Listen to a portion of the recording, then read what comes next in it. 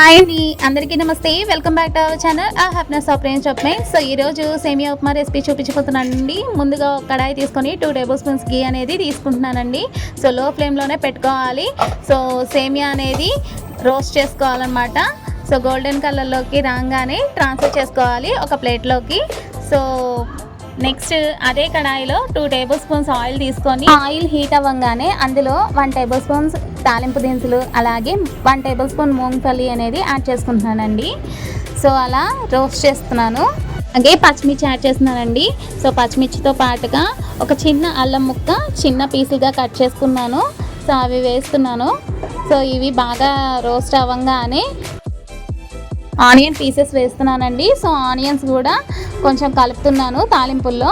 So అలాగే దాంతో పాటుగా క్యాష్యూస్ యాడ్ చేస్తున్నానండి. సో ముందుగా పోపు దినుసులతో పాటు క్యాష్యూస్ వేస్తుంటే సో మాడిపోతుందని చెప్పేసి నేను ఆనియన్స్తో పాటుగా వేసుకుంటున్నాను. అవి కొంచెం గోల్డెన్ కలర్లోకి రాగానే 1 కప్ వాటర్ అనేది యాడ్ చేసుకుంటున్నాను.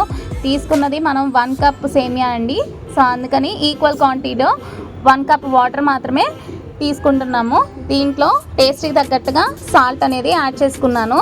సో అలా నాకు 1/2 స్పూన్ పడింది. సో అలా యాడ్ చేసి రోలింగ్ బాయిలింగ్ మెథడ్లో సో బాయిల్ అవ్వగానే వాటర్ దానిలో సేమియా అనేది యాడ్ చేసుకుంటున్నాను.